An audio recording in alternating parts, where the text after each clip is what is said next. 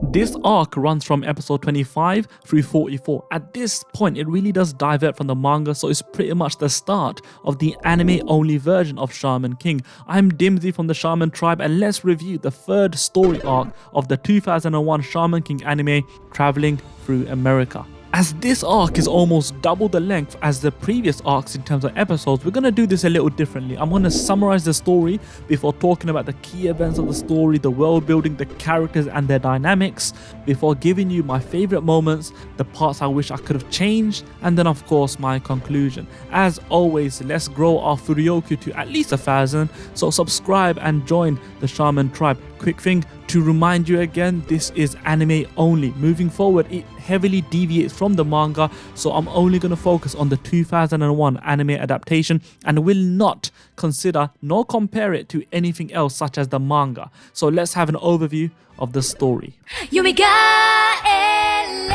The first episode of this arc, episode 25, is rightfully titled A Shaman's Journey, and we for sure are taken on a journey after the events of arc 2. We have somewhat tied up or have a firm understanding of the personal stories for our main cast. We learn about Yo's motives, Ryu's quest to find his best place, which is literal and metaphorically his best place, HoroHoro's dream, and of course Ren's tragic backstory and his newfound resolve to eradicate hate from this world after ending the cycle of hate within his own family. I mentioned how Manta was the focal point in the previous arcs in order for the viewer to familiarize themselves with the world of the shamans. Manta was the bridge between the human world and the shaman world. However, as the first episode of this new arc suggests, this truly is the start of a shaman's journey as they finally qualified for the shaman tournament. The real journey, the real battle, the real fight begins now. Phase 2 of the shaman fights will take place in America, and the goal is to find the secret location where this will take place, called Patch Village. This is of course the hometown of the people who are running the tournament, the Patch Tribe, such as Kareem and Silver, who we've been introduced to so far. Now they're gonna have to reach this village, this location within 3 months. So that is the goal, the immediate and most important goal right now. But Shaman King have sowed the seeds for the overarching story as we're introduced to the mysterious How that was mentioned by Zenryu in episode 21. We also get the first appearance of the X-Laws, but they're not formally introduced yet. Now they immediately amp up the stakes with Hao's introduction as he easily brushes aside Yo, Ren, HoroHoro and Ryu, and that says it all. Yo's group now need to understand that this isn't child's play anymore. If they want to fight or have a chance to fight anyone resembling Hao's power, they need to go on this shaman's journey and get stronger. So they travel to America using Ren's jet as Manta sees them off. A strong opening episode that is focused on travel and adventure. We get comedic moments as Shaman King has championed so far. The jet fails, they're lost, and they ask for directions to find Patch Village, with the introduction of 5 female shamans called Ellie, Millie, Sally, Lily and Sharona, who I'm going to talk about later. The comedy is only amplified. They are revealed to be, well, they're revealed to have sabotaged the jet, but they're easily brushed aside. That event made Ren appoint Yo as the leader, which had some scratching their head, and even myself, I was somewhat surprised. We meet a green-haired boy named Lyserg who has a vengeful agenda against Hao, as Hao killed his parents, so Lyserg is motivated by revenge. He eventually joins up with Yo's team, and Ryu forms a weird bond with Lyserg as he recognizes that Lyserg is a lost, wandering soul. Now Ryu tends to identify lost, wandering souls quite easily with his friendship that he created with the ever-reliable Billy. Now I'm not going to go into too much detail about Ryu and Billy in this section, but yeah, that is a special bond. More on that in a bit. Ryu also displays very questionable affectionate behavior to the smallest of the Lily 5 named Millie, as well as a dodgy affection towards Lyserg. Now, this type of comedy would be fine in the early noughties, but I'm not sure it's going to fly, nor will it be to people's taste during the Shaman King 2021 anime, nor in this climate. But let's see how that pans out. During the journey to Patch Village, there are plenty of filler in air quotes, filler episodes such as locating Millie's stolen oracle bell, to Yo and his friends spending a night in a ghost town with lonely spirits, and even HoroHoro stopping a plot to deforestize this little forest, but he ends up breaking and burning it down himself anyway. Now, these were filler episodes, but there were plenty of moments and scenes that were intertwined within these episodes to move the story forward, such as Anna acquiring the 1080 beads, Ryu's flashback on how he trained to become a shaman, and how speaking with his followers. The story is interchanging between America, Japan, the past, and the present. It's always moving, but the story is moving forward with so many different narrative techniques, and it's never overwhelming. We find out that Yo and Hao are related, and this is a shock to everyone, especially for Lyserg, who is driven by hate for Hao, which leaves him somewhat confused on how he should feel about Yo. Coincidentally, we get the formal introduction of the X-Laws, who kill one of Hao's followers during a battle between Yo's group and that follower. Yo declines the invitation to join the X-Laws because of how cold and merciless they were when they killed that follower of Hao. But Lyserg is intrigued. They play on this moral struggle. On one end, we have the X-Laws who will do anything to defeat Hao, as they will kill in cold blood because they are purely driven by the revenge and the hatred of Hao. Whereas you have Yo, who's against killing. Heck, Yo is even against fighting in general. He disagrees with that mantra. He just doesn't like it. But what's also interesting is that simultaneously in the story, we learn of Hao's backstory in regards to how he is connected to the Asakura line, how Anna needs to deliver the Chou Senji Ryakketsu, which is a book that contains all of Hao's techniques that will make Yo stronger. A lot is happening, but it's never overwhelming. Hao's followers are being used to continuously test Yo and his group. The episode with Boris, the shaman vampire, was arguably one of my best or my favorite mini stories within Shaman King so far. The event resulted in Lyserg turning his back on Yo and joins the X-Laws. What? Immediately after Lyserg's heel turn, we are introduced to Chocolove. After initial reluctance from the group, he proves himself and he joins the group. Ryu is still torn up about Lyserg's decision, and this plays into the story later on. Anna, Manta and Tamao leave for America, but meet up with Faust in the airport. Manta is terrified, but Anna convinces Faust to join the team by reuniting him with Eliza's spirit, thus winning him over. Whilst trying to find Patch Village, Chocolove tells them of a lady called Lily Lara who has information on where Patch Village is. This leads the group of 5 shamans taking on a trial where they relive the memories of 5 Seminoan shamans who participated in the Shaman Fight 500 years ago but were killed off by Hao during this second reincarnation of Hao. This second reincarnation resembles Silver, and this was the family Hao reincarnated in. He reincarnated into a Patch Tribe lineage, which also justifies why Silver absolutely hates Hao, which was alluded and foreshadowed early on, as if he was guilty and disgusted by being a descendant of Hao, whereas Yo really doesn't give a crap. But he doesn't really know, but it showcases the ideologies and the differing attitudes towards how certain facts are revealed and how these characters react to them. It's a running theme in Shaman King, and we're going to explore that later on. But the sequence of reliving the events of the 5 Seminoan warriors was emotional, and it served well to remind the viewer of Hao's power and the sheer magnitude of the Shaman tournament. After getting clues by reliving the memories over and over and over again of the 5 Seminoans, they relive the pain each and every time, which also gives them a newfound understanding and appreciation of the task at hand. Now they finally know where Patch Village is, and then they head towards it. Hao confronts Anna and tells her to deliver the Chou Senji Ryakketsu to Yo so he can get stronger. Okay. He also is the first person to block her slap, but then she slaps him with the other hand, and Yo and his group are confronted by 3 of Hao's female followers. They defeat Yo's group easily and are only saved because Anna saved them using the Shikigami she tamed whilst getting the book.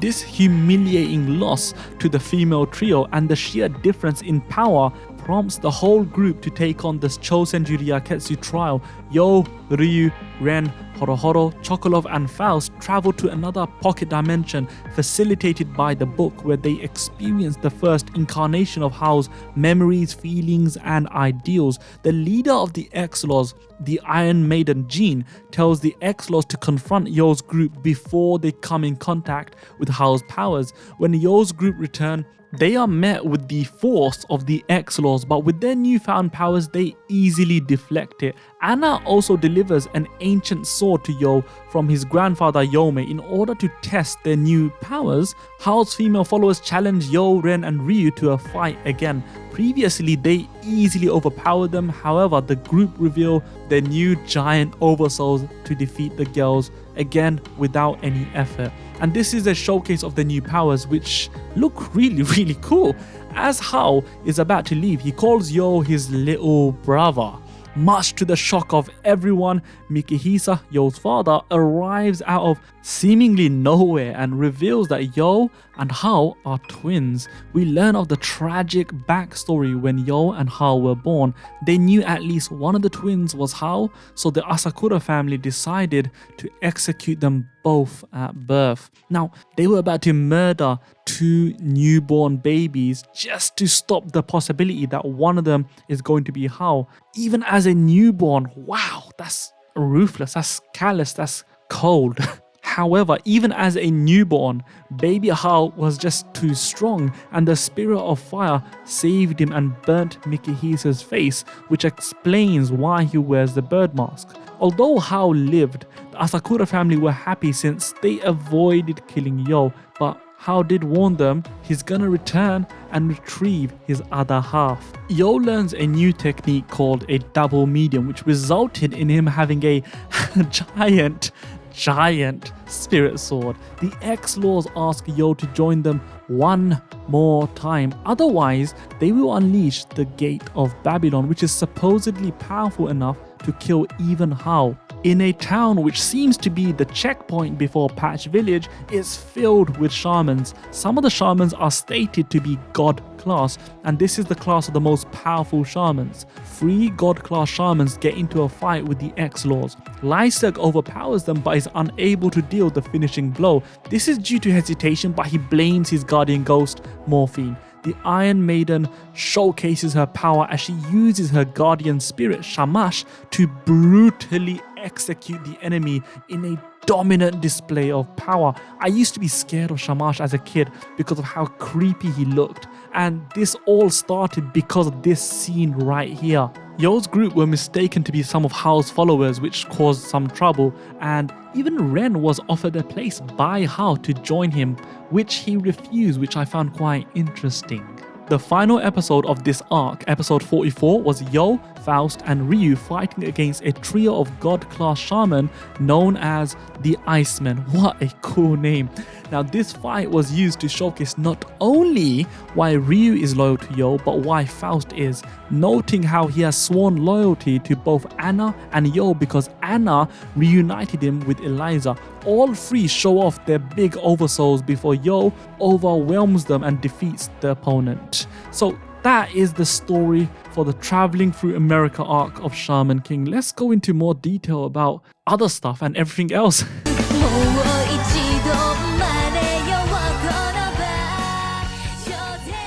It was mentioned in the previous arc review how they're slowly exiting the isolated setting of small town Tokyo and widening their horizons. This arc really does put this on display as they're literally traveling in a new continent, a new country, exploring different terrain and sights as they go along this journey. Shaman King really does take a more international feel, especially when we meet the new people which are introduced into the story. Now we're going to talk more in detail about that in the next arc review, but having Patch Village being America really makes sense as the people of the Patch Tribe represent Native Americans in their design.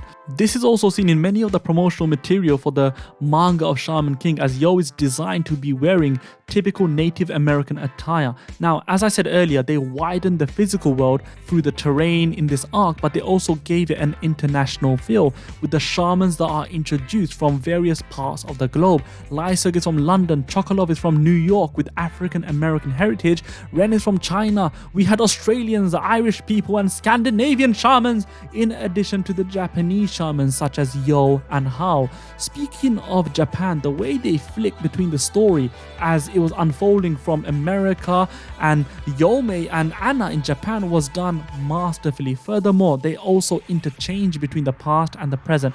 All of these factors really did build on the world of Shaman King, and that's just the world. When we look at the factions and the new characters, it widens it even further.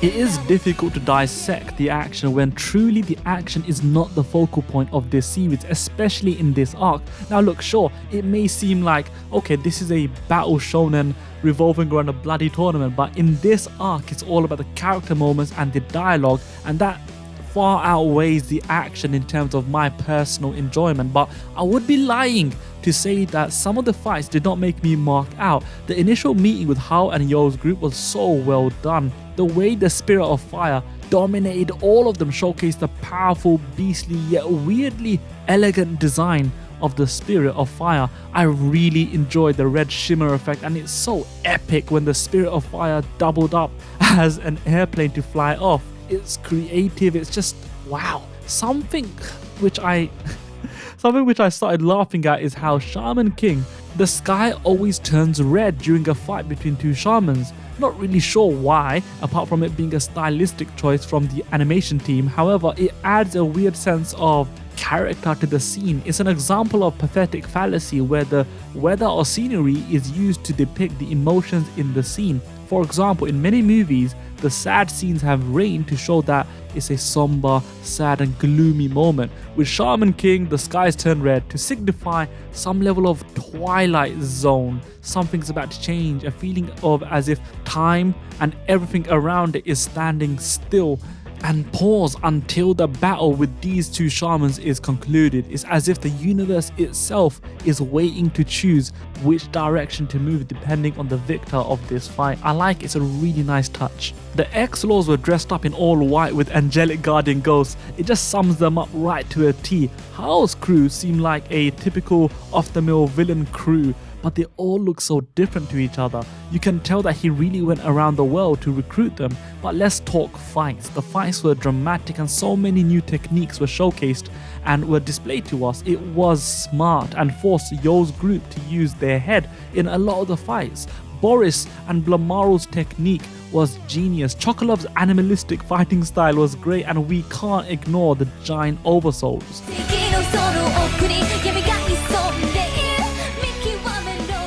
Many key characters and factions were formally introduced in this arc. We met the X-Laws, Hao's followers and Yo's group. Each group has their own ideals and feel like they're in the right. Well, except Yo's group, who really do not care whether they're right or wrong. They just couldn't give a crap. They truly are a neutral party. We have the formal introduction of Hao, who is introduced as a very powerful shaman. Midway through the arc, we learn that he's over 1,000 years old and is also an Asakura like Yo. By the end of the arc, he's revealed to be not only Yo's ancestor but also his twin brother, and this is because Yo's family failed to kill Hao at birth. He's been after Yo for a long time. As he says, he promised them he's going to collect his other half, and this explains his weird intrigue with Yo, and he comes across equally carefree like Yo through his mannerisms and also his dialogue. This is just but a snippet of what we see of Hao. This character is fleshed out far more in detail in the next and upcoming arc, and he truly does come into his own. He believes in a world where only shamans can exist, yet he nonchalantly speaks with Manta whilst Yo and his group are training in the pocket dimension within the Chou Senji Ryakketsu. Now that was interesting. Why? Because Manta has really taken a back seat in this arc, but his presence was always felt. What I mean by that is Manta was not by Yo's side like he normally is. 99% of the time in this arc. He saw Yo off, but his worry and his thoughts were always there regardless of whether Yo's there or not. Manta was the human element in this arc, the only normal human we know that is aware of this madness. This arc showcases how powerless he was portrayed to be, yet he still strived on just so that he could help Yo. He was always physically alongside Yo in the previous arcs, and their friendship was very evident, but in this arc, as they were traveling through America, he couldn't really make his presence or physical presence be known to Yo. Instead, he did everything in his power to provide assistance to Anna. He even got a plane for them to travel to Japan, to America. Come on, what does that say? That says that he's rich. He provides much needed exposition by telling Anna and Yome that he saw how. He really is the human anchor that grounds this story and other characters in this crazy world. I said Manta was portrayed to be powerless because in this shaman world, what can he do? But he never stops trying to help them. Although it's not as pronounced, the sentiment is there, and it always is there, of him trying to help Yo in whatever way he can. And that's the same for Tamao. She's so delicate, and both Manta and Tamao mirror the same urgency to always help Yo. Anna, on the other hand, is far more calculated.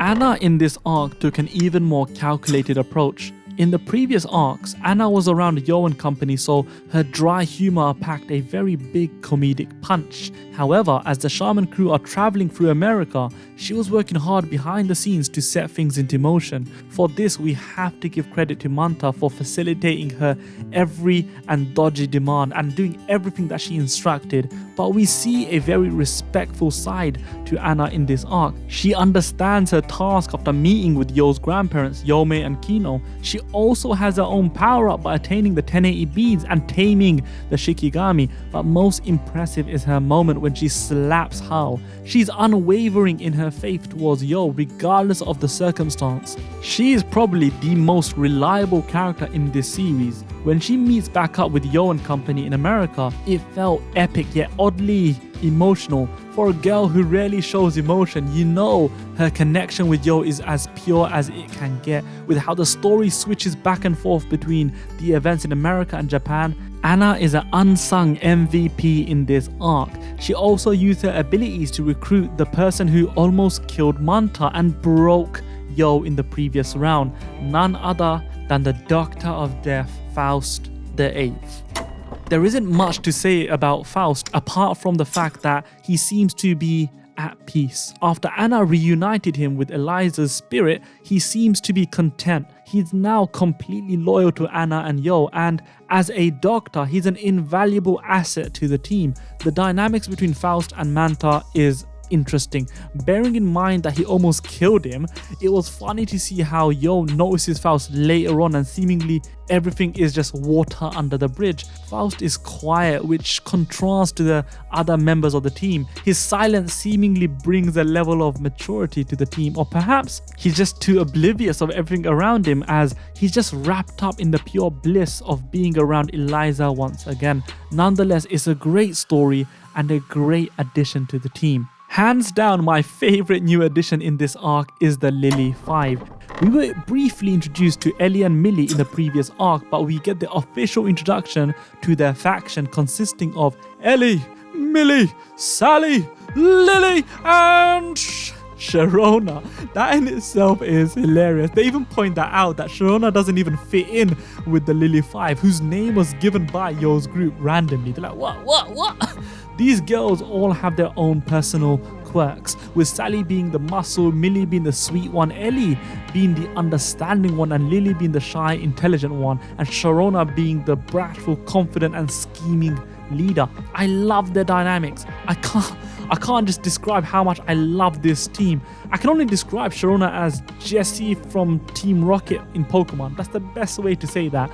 Sharona is further fleshed out with her own dedicated story, and we learn that there's more depth to each of these characters. The one that gets the most focus is Millie, as she's a youthful sweet one. She isn't as beaten up by life compared to her teammates, so she remains quite optimistic. She's more likely to forge the friendships and alliances with other people, but she's too naive, as this was demonstrated when her Oracle Bell was stolen. Now let's quickly focus on that. Obviously with the English dub we get an Australian accent, but both iterations of that episode were just hilarious. Literally everything with these girls is comedy gold. Shaman King is filled with comedy, but I did not expect how much I would enjoy and love this group whose sole purpose is comedy. It never was nauseating or lame. Every joke, every gag was a home run. The Oracle Bell incident allowed the Lily Five to interact with Yo's group. Each time they interacted with Yo's group, they changed slightly.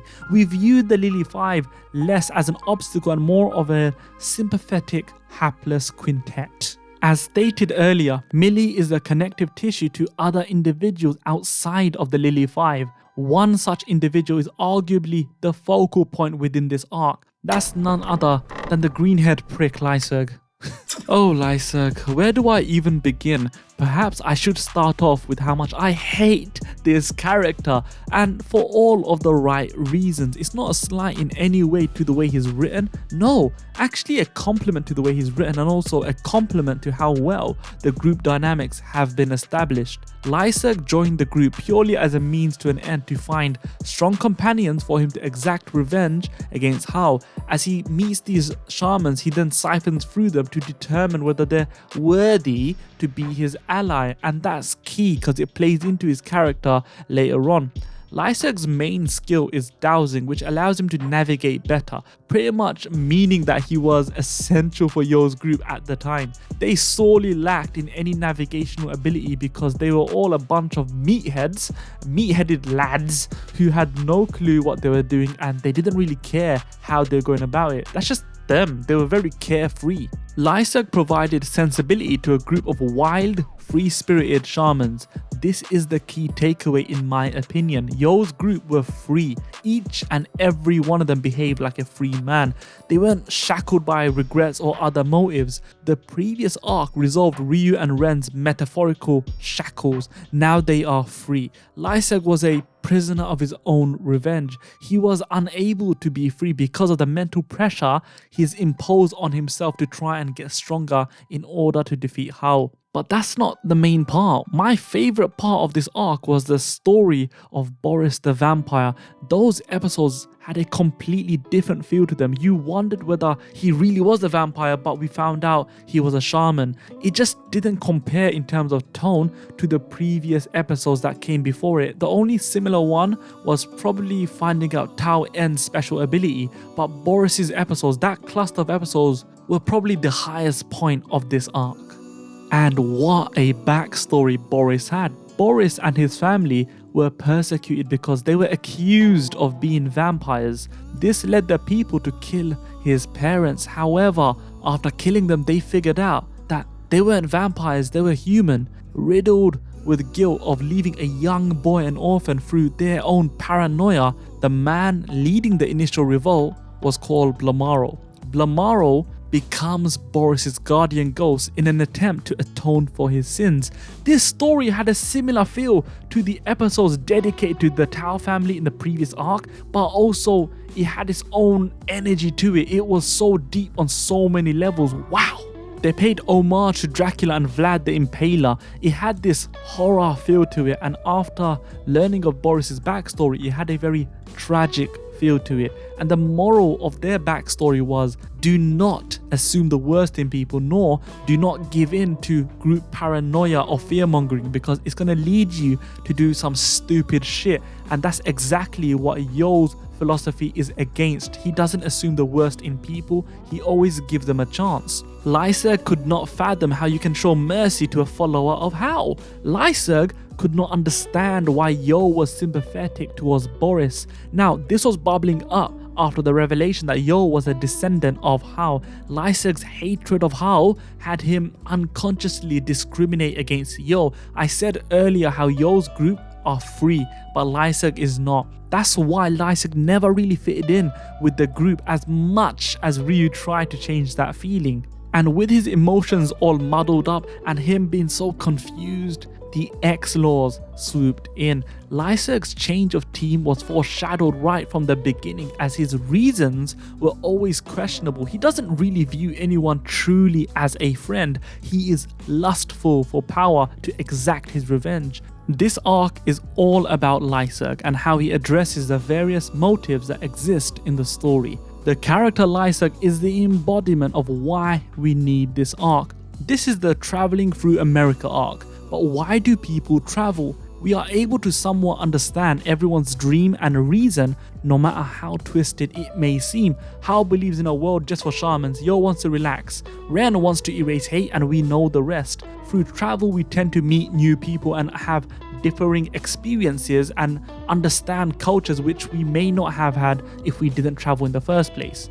None of the dreams I said earlier are founded on revenge nor bloodlust, except Lyserg's and the X-Laws.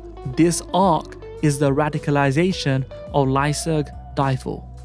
And the group that radicalized Lyserg is the X-Laws, a group of people who have all been wronged by Hao, so they want to exact revenge. Although they seem to think that they're being noble or enacting justice, the way they go about it is just too extreme. The main or the second in command of the X-Laws, Marco, he is ruthless. Marco seems like a guy who would tell the teacher after lessons finished if the class has any homework. Marco is the kind of guy that reads the full terms and conditions just to click no. Marco is the type of guy who would look up and down before crossing the street. He's a staunch follower and believer. He's genuinely an ideal right-hand man. What surprises me is their leader, the Iron Maiden Jean. From the X-Laws introduction and mannerisms, you'd think they're all hardasses, so it's surprising to see how soft and seemingly caring Jean is. She's softly spoken and always has a smile on her face. Her being trapped in an iron coffin full of thorns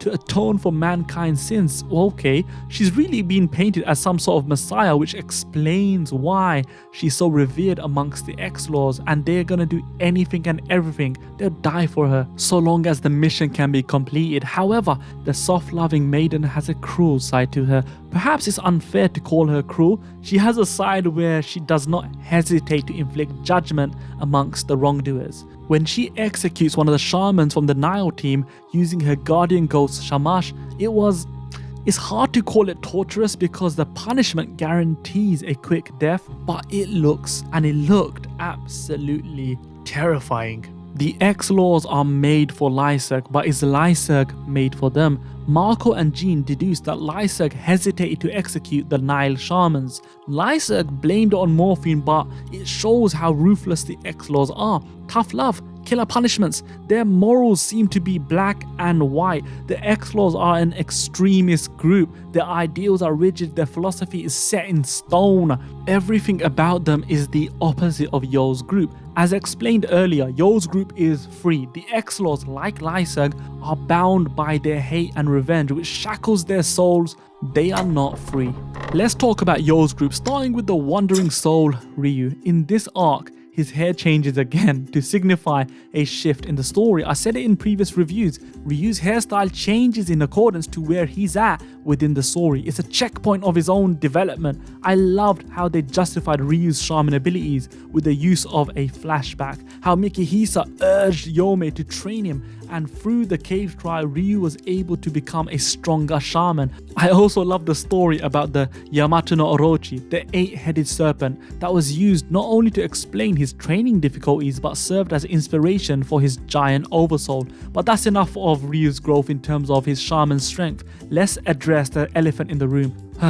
Ryu, why on earth are you infatuated by Millie and Lyserg? It was obviously done for gags, but if Ryu had any deplorable thoughts about those two, he may need to be locked up in another best place just for his own good. His understanding of Lyserg speaks volumes of how far his character has come. Ryu is not a lonely, wandering soul anymore. his friendship with Yo and Tokageru has given him a sense of belonging, and due to his prior experience of being lonely, he can identify someone who's also lost. That's why he's so easily able to identify Lyserg. He knew Lyserg was not being himself. He knew Lyserg was shackled and burdened with something. Ryu did everything in his power to make Lyserg feel comfortable in their company, and Ryu was absolutely torn up when Lyserg joined the X-Laws. You can hear him scream, "Lyserg! Lyserg!" Lyserg's name over and over again in disbelief.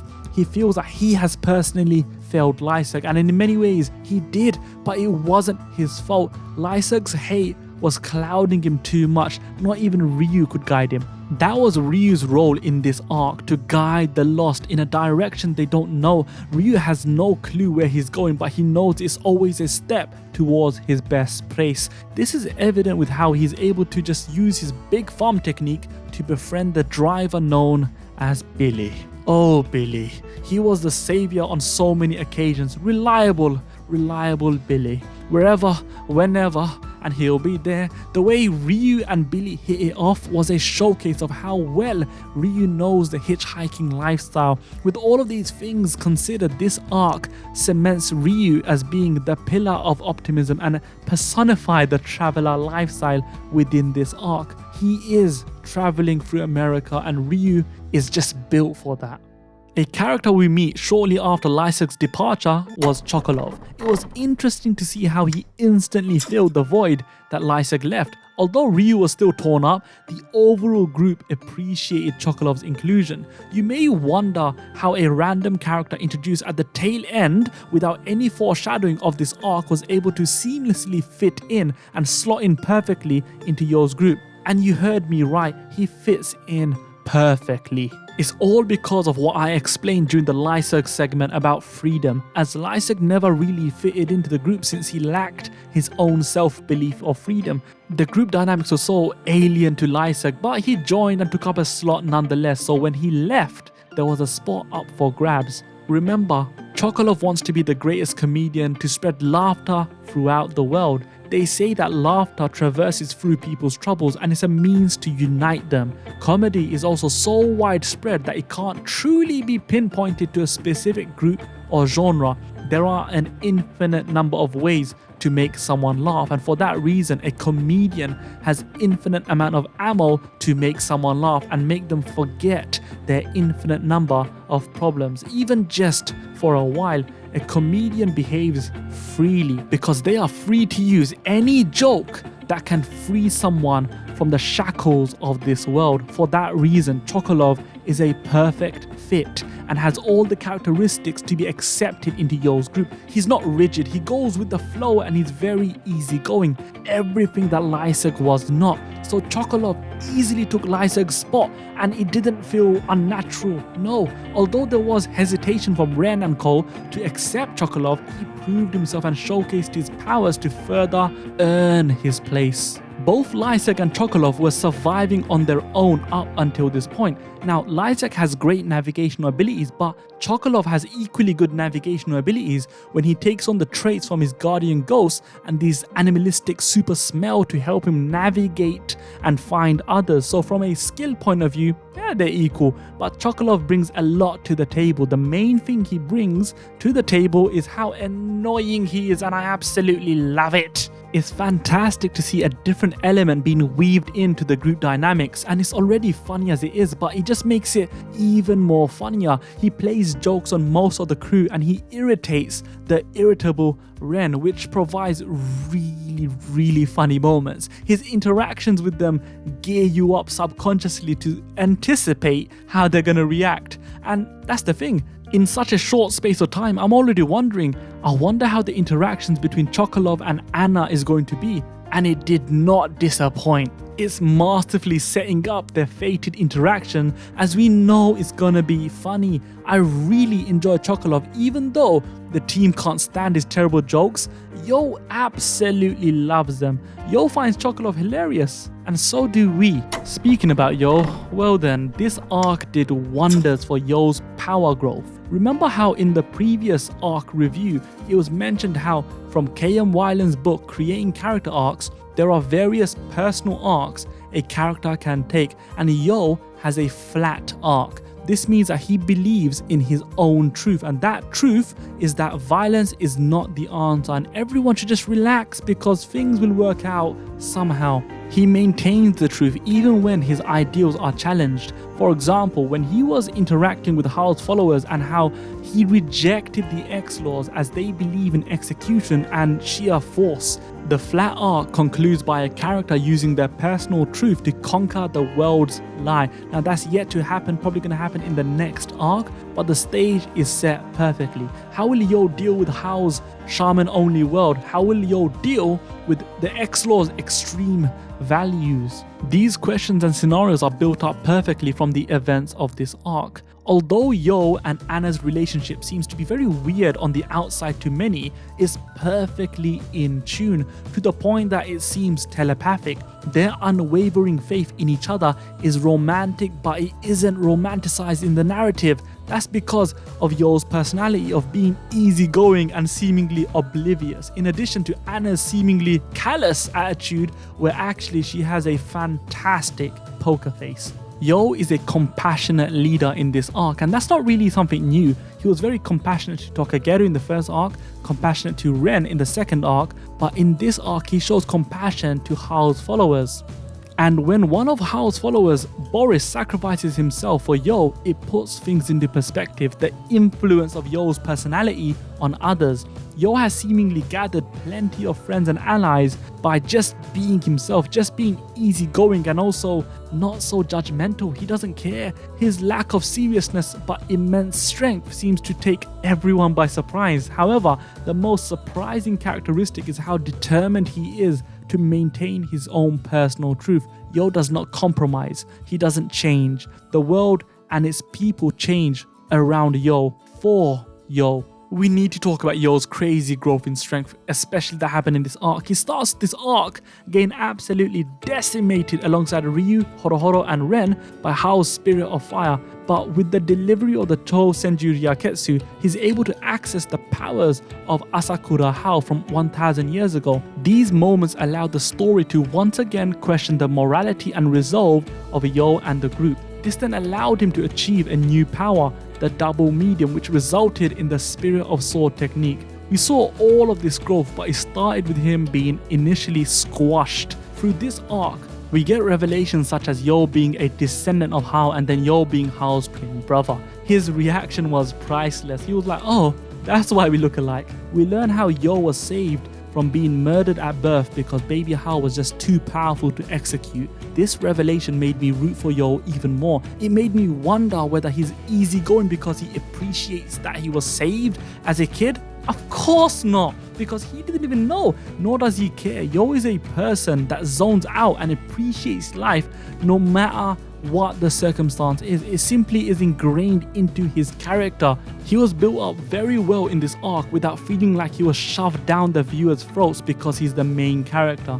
This speaks volumes of the writing and how strong the supporting characters are written. Speaking of supporting characters, it was surprising to see Ren nominate Yo as the leader. We said how Ren was the rival of the series, the Vegeta you can say, but this took me by surprise. Perhaps it was Ren identifying that only Yo can unite this group of free-spirited shamans. Perhaps it was a very forward-thinking plan on Ren's part, and that is exactly what it was. He always provided a logical brain to the situation. Even if it's just for a moment before the infighting begins again, he rightfully questioned whether Chocolove or Lyserg should join the group. He was targeted by Hao and invited to join his group, to which he declined. Ren was the anchor of a group of remarkably careless individuals. Ren had his main moments in the previous arc. He was an influential part in this group even in this arc. His options held weight and he also was very formidable from a power point of view. Similar to HoroHoro, he's a reliable member of the group who can hold their own from a power and a thoughtful point of view. They're not a blind follower of Yo like how Ryu and Faust are.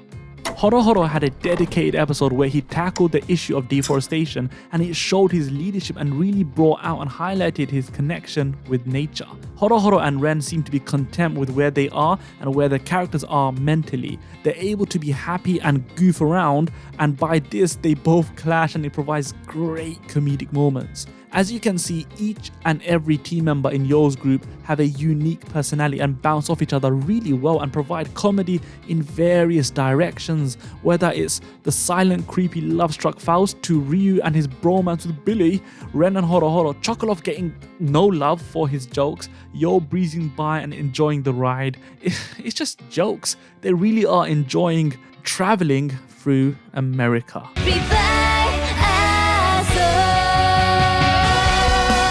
So let's look at the good and bad.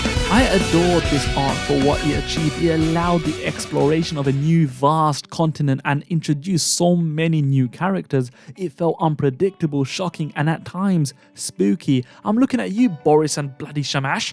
They gave us different types of fights filled with action, but more importantly, these fights had plenty of suspense and weight to them.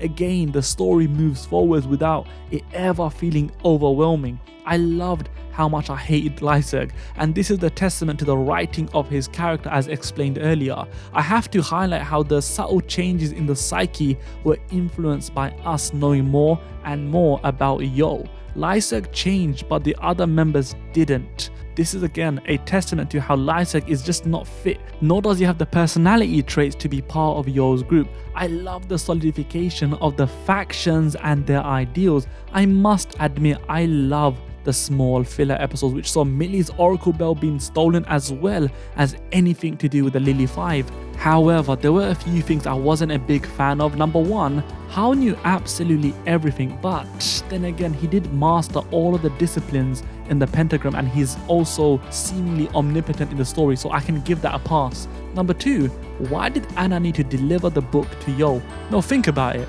because she had to deliver it from Japan to America. Why on earth did they not do the trial of the Chou Senji Ryakketsu whilst they were in Japan? There really wasn't a big jump in power or strength from when Yo left to go to America to just before taking on the trial of the Chou Senji Ryakketsu. Why didn't they do this whilst they were in Japan? Save all of that time. Come on, what was the point? I don't know, maybe I'm missing something, but thematically for me, it just didn't make sense. It was just made up to give Anna and Manta their own little side story whilst the shamans are exploring. But why couldn't they do this during the break before they kind of headed off to America? I guess that's just anime logic for you, isn't it? Anyway, these are just a few things I loved and a few things I'll do differently. It doesn't take away in the slightest that this arc perfectly captured the traveling aspect in the title. They not only traveled through America, but they flexed their traveling and free-spirited personalities. In the next part, we're going to look at the fourth and final arc in Shaman King's 2001 adaptation. So make sure you subscribe and join the Shaman Tribe.